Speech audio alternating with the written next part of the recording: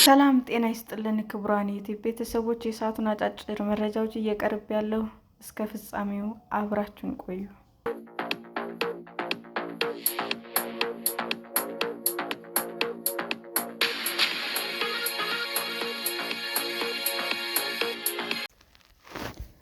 የእስራኤል መሪዎች ላይ የእስር ማዘዣ ያወጡት የዓለም አቀፍ ወንጀል ፍርድ ቤት አቃቤ ሕግ በወሲባዊ ክስ ከኃላፊነታቸው ተነሱ። በጋዛ የተፈጸሙ የጦር ወንጀሎችን ሲመረምሩ የነበሩት የዓለም አቀፍ የወንጀል ፍርድ ቤት ዋና አቃቤ ሕግ ካሪም ካን በቀረቡባቸው የወሲባዊ ጥፋት ወንጀላዎች ከኃላፊነታቸው ተነሱ። በአውሮፓውያኑ 2021 ፍርድ ቤቱ ሦስተኛ አቃቤ ሕግ ተደርገው የተመረጡት ካን ካለፈው ወር አንስቶ እግድ ላይ ነበሩ። አቃቤ ሕጉ ለማንሳት የተሰጠው ድምፅ 82 ድጋፍ ጸድቋል። የፍርድ ቤቱ ተቆጣጣሪ አካል አቃቤ ሕጉ የከሰሳቸው የዓለም አቀፍ የወንጀል ፍርድ ቤት አዲስ ሰራተኛ ጋር ተገቢ ያልሆነ የወሲባዊ ግንኙነት ውስጥ ተሳትፈዋል እንዲሁም ሰራተኛዋ ያቀረበችውን አቤቱታ እንድታቆም ለማድረግ ሞክረዋል በሚል ነው። በእነዚህ ድርጊቶች ከባድ የኃላፊነት ጥሰትና ከባድ የሥነ-ምግባር ጥፋት መፈጸማቸው እንደደረሰበት ሰኔ ላይ አስታውቋል።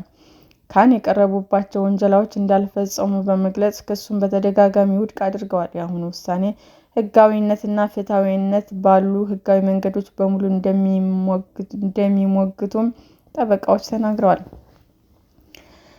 አቃቤ ሕጉም የተላለፈባቸውን ውሳኔ በየትኞቹ ሕጋዊ መንገዶች መሞገት እንደሚችሉ እስካሁን ግልጽ አይደለም። የዓለም አቀፍ የወንጀል ፍርድ ቤት ከድምፅ መስጠት ሂደቱ በኋላ ባወጣው መግለጫ ካንን ከኃላፊነት ለማንሳት 125 አባል ሀገራት ድምፅ በሰጡበት ልዩ ስብሰባ የተላለፈው ውሳኔ መገንዘቡንም ገልጿል።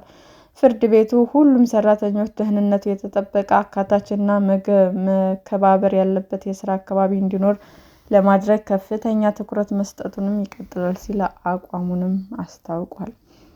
የዚህ ውሳኔ አጠቃላይ ሂደት ግን የህንድ አቃቤ ሕግ ዕጣ ፈንታ ከመወሰን የሚሻገርና የዓለም ብቸኛ ቋሚ የጦር ወንጀሎች ችሎት ቅርጽ ሊቀይር የሚችለው ነው።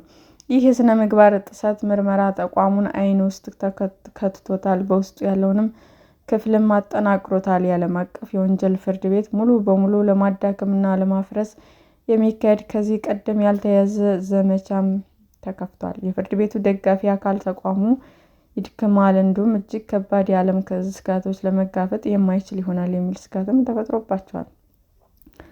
ታዋቂው እንግሊዛዊ የሕግ ባለሙያ ካን ካለፈው ዓመት ግንቦት አንስቶ የቀረቡባቸውን ክሶች ለመከላከል የሥራ ፈቃድ ላይ ነበሩ። የዩናይትድ ኪንግደም የጠበቆች የደረጃ ቦርድም በጉዳዩ ላይ የሚያደርገውን የራሱን ምርመራ እስከሚያጠናቅቅ ድረስ እገዳ ጥሎባቸዋል። በተጨማሪም ካን በፕሬዝዳንት ዶናልድ ትራምፕ አስተዳደር ማዕቀብ ተጥሎባቸው ወደ አሜሪካ እንዳይገቡ ስለተከለከሉ በኒውዮርክ በሚገኘው የተባበሩት መንግስታት ዋና መስሪያ ቤት በቀረበባቸው ክስ ላይ ድምፅ ሲሰጡ መገኘት አልቻሉም።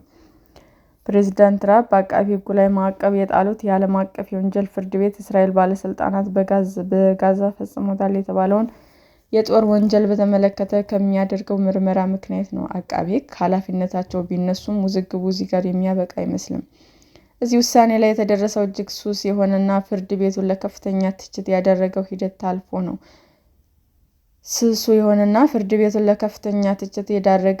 ታልፎ ነው። በፖለቲካ ውጥረቶች ምክንያትም ምርመራው ከፍተኛ ጫና ነበረበት።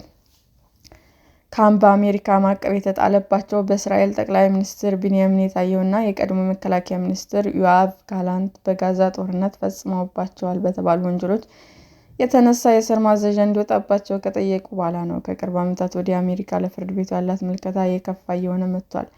የትራምፕ አስተዳደር በዚህ ወር መጀመሪያ የዓለም አቀፍ የወንጀሎች ፍርድ ቤት ደረጃ በደረጃ ለማፍረስ ያለው ሙሉ የመንግስት ዘመቻ ከፍቷል።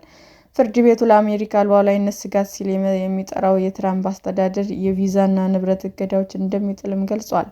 አጋር አገራት ከፍርድ ቤቱ አባልነት እንዲወጡ ወይም በዜጎቻቸው ላይ የሚኖረውን ስልጣን ውድቅ እንዲያደርጉ ለማስገደድ ጫና እንደሚያደርግም አስታውቀዋል።